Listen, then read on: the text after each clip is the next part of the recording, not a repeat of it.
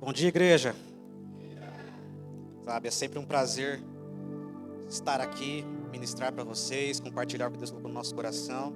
Eu acho que qualquer um que sobe aqui tem esse prazer, essa alegria. E para mim não é diferente.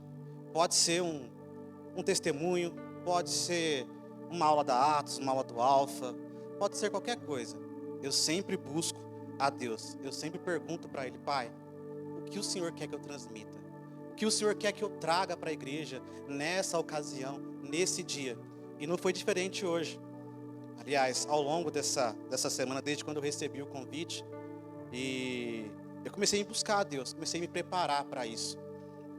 E eu creio que não existe coincidências. Eu creio que existe propósitos. E se eu estou aqui, essa oportunidade foi gerada por Deus. E se Deus gerou essa oportunidade, alguma razão tem.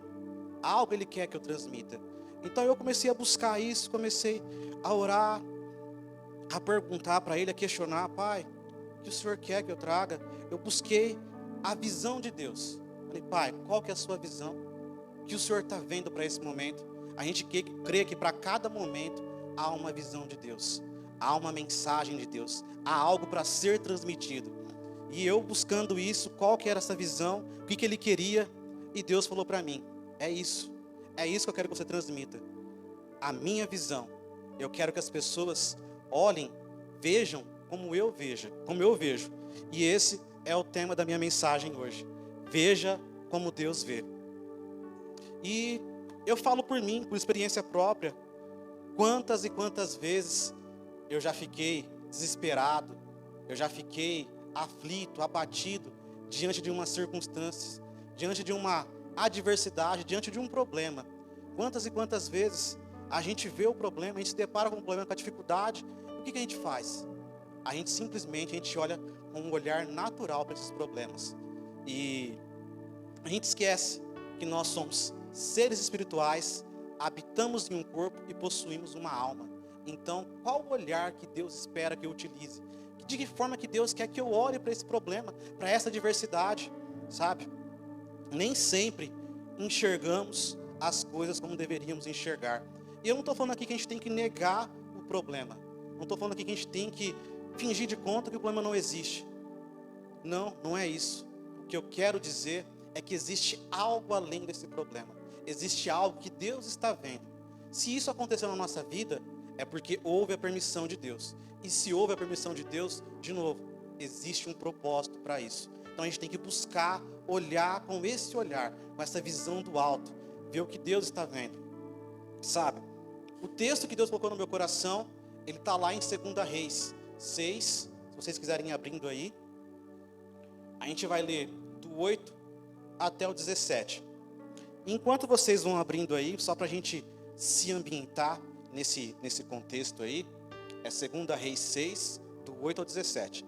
Só para a gente se ambientar nesse contexto, Israel está numa guerra. Em determinado momento dessa guerra, o profeta Eliseu e seu servo, eles se veem cercados por um grande exército. E já pegando esse gancho aí, o servo de Eliseu, ele fica desesperado quando ele acorda, ele sai e ele vê que eles estão cercados. E é um desespero que chamou minha atenção. Por quê? Porque é o mesmo desespero que nós ficamos diante dos problemas, diante das dificuldades. Sabe, quando você vê aquela situação que você não esperava, sei lá, a conta está ficando no vermelho, você está usando um cheque especial, o contrato não está sendo fechado com o cliente, as vendas não estão crescendo, o seu negócio parece que está ali estacionado, parado. E aí, a gente tem que olhar para isso e olhar com esses olhos espirituais. Eu posso olhar aqui para a igreja e ver várias cadeiras vazias, mas será que é isso que Deus está vendo? Eu creio que não. Eu creio que o que Deus vê é uma igreja lotada, é uma igreja cheia, pessoas adorando a Ele, em pé, sem lugar para sentar, porque é com esse olhar que Deus está vendo. Eu declaro que a Academia da Fé, ela será um grande hospital de almas. Eu declaro que a Academia da Fé salvará inúmeras vidas. E eu não me importo que se as pessoas Entrem aqui, aceitem Jesus e optem por congregar em outra igreja. Sabe por que eu não me importo? Porque eu não estou defendendo uma placa de igreja. Eu estou defendendo a igreja dos céus, a igreja do reino. E é isso que a gente tem que ver. Então eu olho com esse olhar para a academia da fé. Hoje pode parecer que está vazio, mas não. Eu vejo que Deus está preparando. Está preparando um momento para alargar essa tenda. E eu creio que nós ainda veremos essa igreja muito cheia. E não só com 2 cultos. Um pela manhã e um à noite. Eu vejo com mais cultos. Porque é assim que Deus vê e é assim que eu quero ver. Amém? Então vamos lá, vamos ver como é que Deus vê. Vamos abrir aí. Vocês já abriram, né? Deixa eu abrir a minha agora.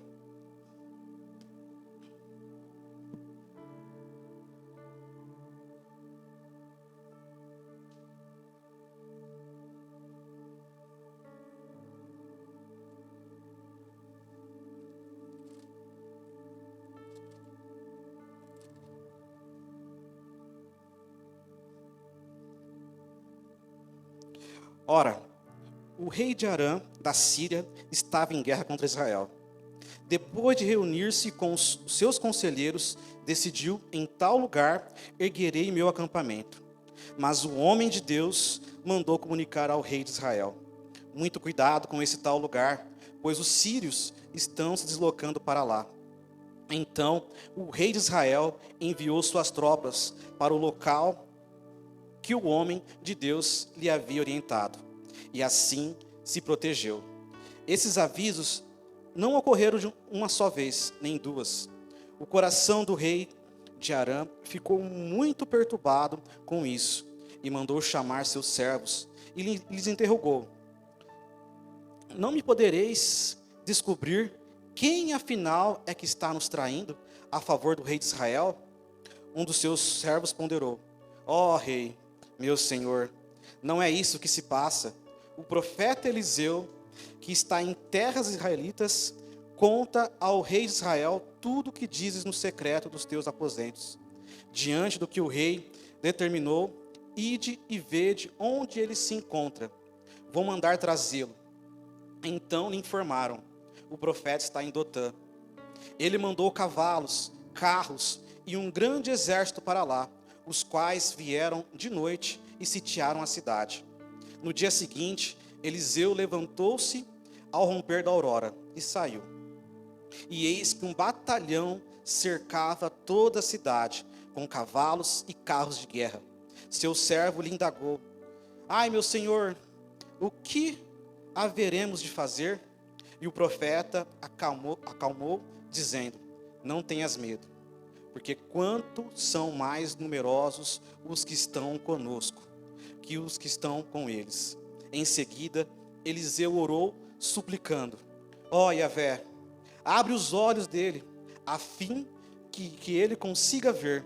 E o Senhor fez com que o moço pudesse enxergar a montanha, coberta de cavalos e carros de fogo, em torno de Eliseu.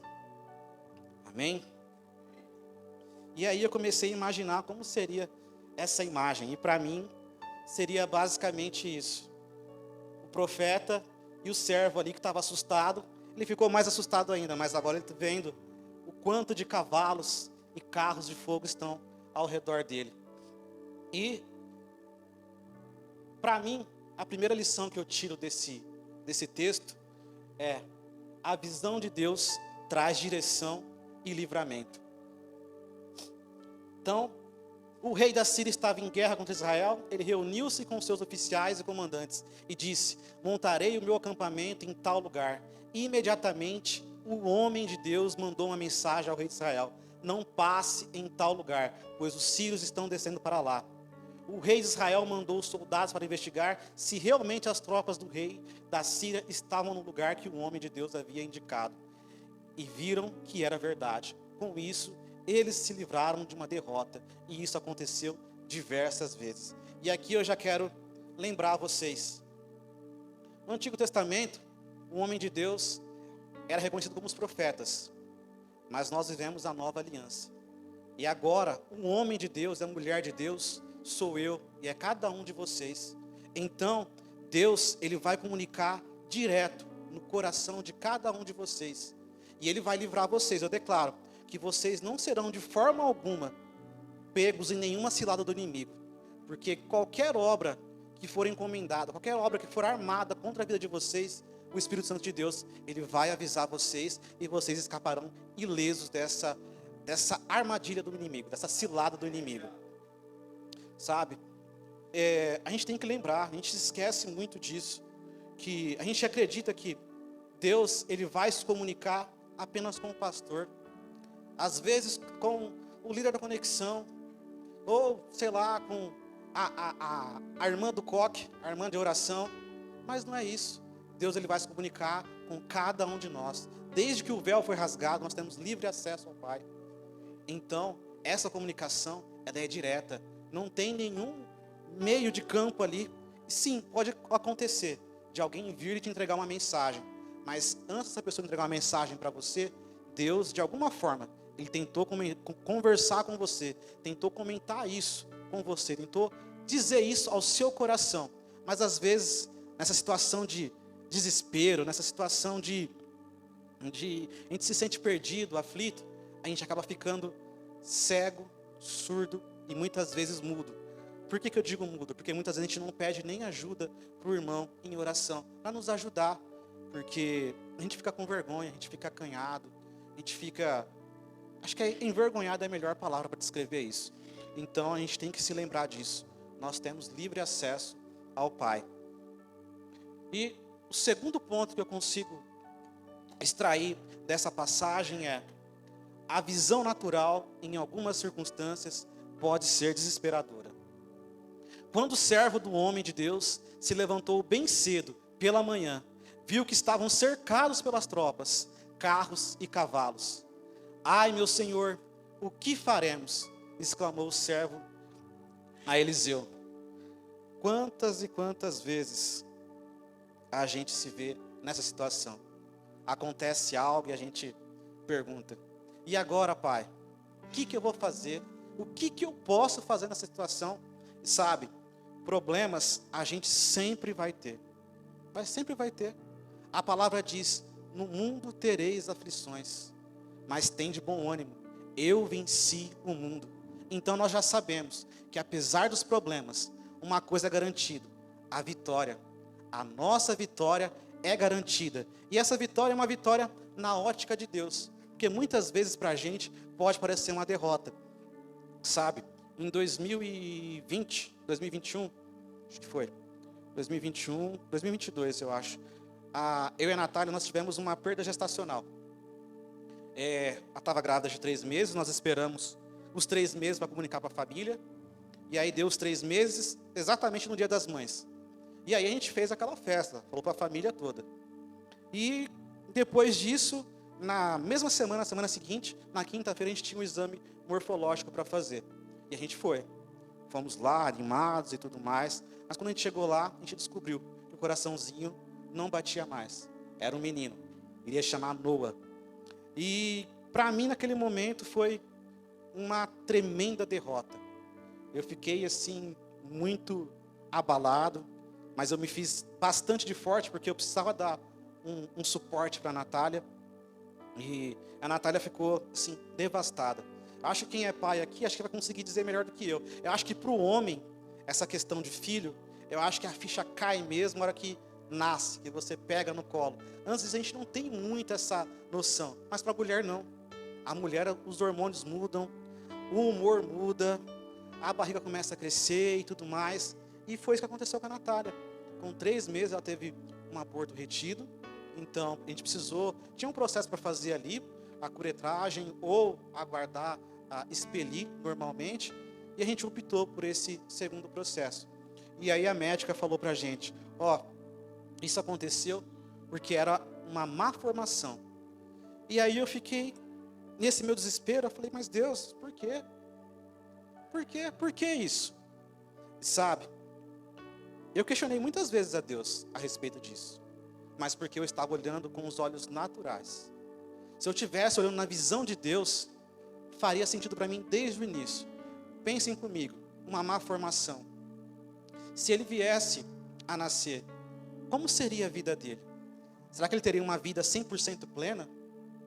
Sabe, nós como os pais dele, em teoria, seguindo a ordem cronológica, os pais vão primeiro que os filhos. Ele ia ficar aí, ele ia ficar com quem? Quem daria esse suporte para ele? Como seria essa vida dele? Será que ele viveria 50, 60, 70 anos? Eu não sei. Mas a partir do momento que eu olhei da ótica de Deus, a partir do momento que eu olhei com a visão de Deus, eu entendi. O meu filho, hoje, ele está salvo. Ele está no céu junto com o Senhor. E quantos pais têm um filho afastado dos caminhos do Senhor? Mas eu tive o privilégio do meu filho ser salvo. E o meu filho não está perdido desse mundo. Então, a partir do momento que eu troquei a minha ótica, eu pude entender o quão bondoso, o quão amoroso Deus foi comigo. E o que era uma aparente derrota, era na verdade uma vitória para a minha vida, para a nossa vida, para mim e da Natália. Então a gente tem que mudar a nossa ótica. Não podemos intimidar pelo que nossos olhos veem. Nossa esperança não está nisso. Sabe, o cenário atual pode ser desesperador, mas o cenário de Deus é que tudo vai ser diferente. O cenário de Deus te traz esperança, sabe? Traz essa esperança, traz essa confiança. E terceiro ponto que eu consegui extrair desse texto é: a visão divina traz confiança. E que confiança que é essa? Vamos lá para o texto. Lá no versículo 16. Não tenha medo, disse Eliseu. Aqueles que estão conosco são muito maiores e muito mais fortes do que eles. Eu fico pensando, tentando imaginar essa cena. Eliseu com aquela calma toda. Eu já me considero calmo, imagina o Eliseu, aquela calma toda, velhinho, levantando. Não, filho, fique em paz, fique em paz. Os que estão com a gente, conosco, são maiores do que estão com eles. Então, essa visão de Deus, sabe, ela vai trazer confiança.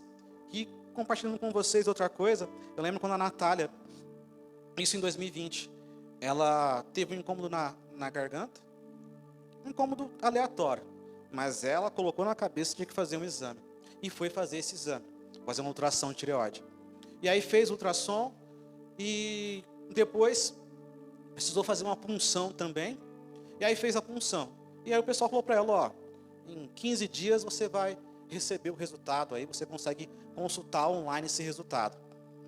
E aí ela ficou esperando, mas de repente ela recebeu uma ligação do hospital, da Unimed, ligou para ela. Falou, senhora Natália, a senhora pode comparecer aqui na Unimed, a gente precisa te entregar o resultado do exame. E aí ela foi.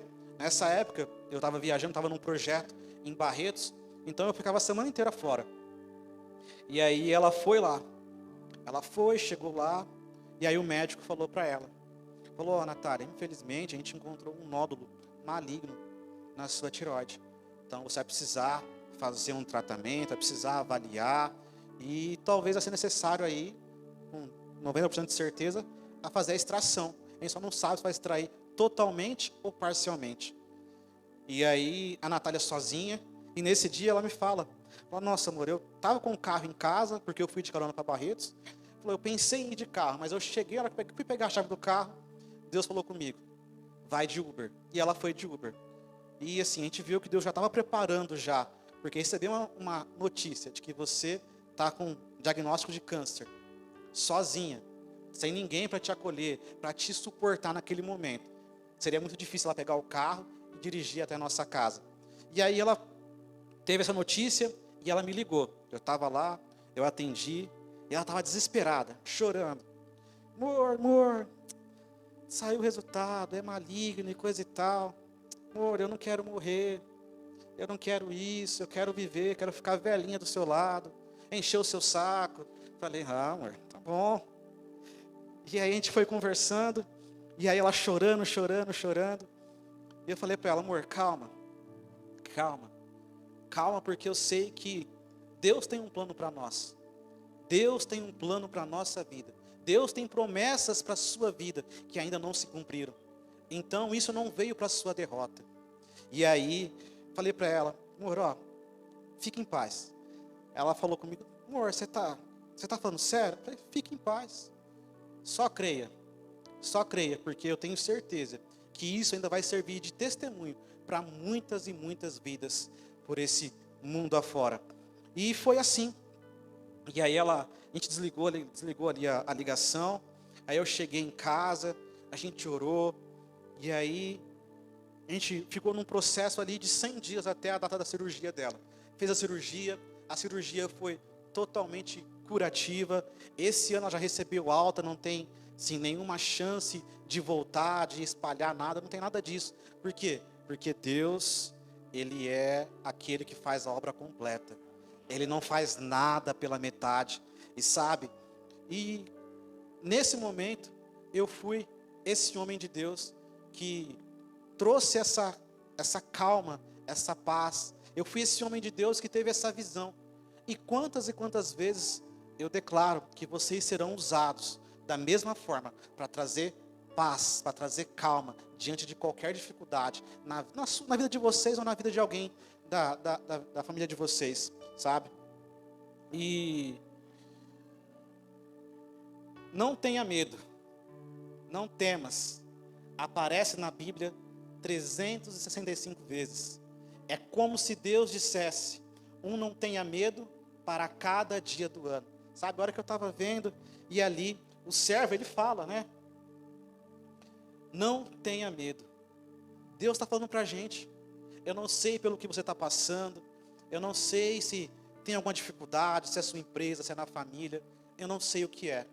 Mas Deus, Ele manda eu te dizer: não tenha medo.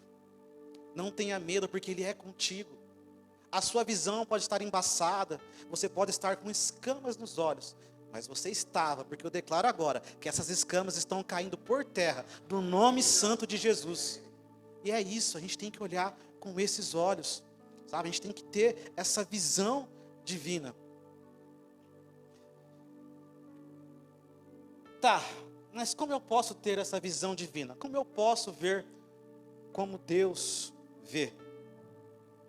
Voltando para o texto, então Eliseu orou: ó Senhor, abra os olhos do meu ajudante para que ele veja.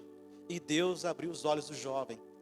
Ele viu as colinas cobertas de cavalos e carros de fogo ao redor de Eliseu. Sabe, eu preciso voltar nessa imagem aqui, porque acho que para a gente conseguir ter uma dimensão, a gente precisa olhar para essa imagem. A gente precisa ver.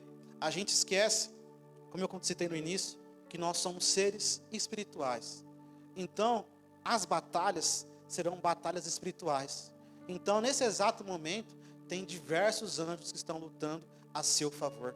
A gente pode não estar vendo, mas eles estão lá, batalhando ao nosso favor. E a gente só precisa crer. Crer, crer e crer. A gente precisa ter fé nisso. Sabe,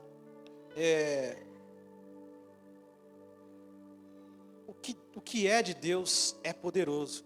Essa visão do poder de Deus atuante nas coisas e nas situações. E se a gente for pensar nos cavalos de fogo, se a gente for pensar na representação do fogo, gente, o fogo ele consome tudo. O fogo ele consome tudo. O fogo ele purifica. O fogo ele limpa. O fogo é o fogo do Espírito Santo. A gente tem que ter isso no nosso coração. A gente tem que ter isso na nossa mente. A visão natural vê cavalos e carros de guerra. A visão de Deus mostra cavalos e carros de fogo. Qual é a visão que você quer ter nessa manhã? Qual é a visão que você quer ter a partir de hoje? Você quer ver apenas o natural? Ou você quer ver o sobrenatural? Ou você quer ter a visão de Deus? E concluindo, a visão divina comunica a fé. Como assim comunica a fé? Quando você enxerga como Deus, você é capaz de levar a esperança, levar perspectiva de dias melhores para outras pessoas. Você começa a ajudar as pessoas a enxergarem de acordo com o que Deus vê. E aqui, sabemos que essas coisas são verdadeiras, pelo que cremos e não pelo que vemos. E é essa a nossa verdade. A gente não vive e não vai viver, eu declaro que nós não viveremos pelo que nós vemos. Nós viveremos pelo que nós cremos. E nós cremos que existe um Deus que está ao nosso lado, lutando as nossas batalhas, só precisando do nosso ali posicionamento de fé. E é isso, gente.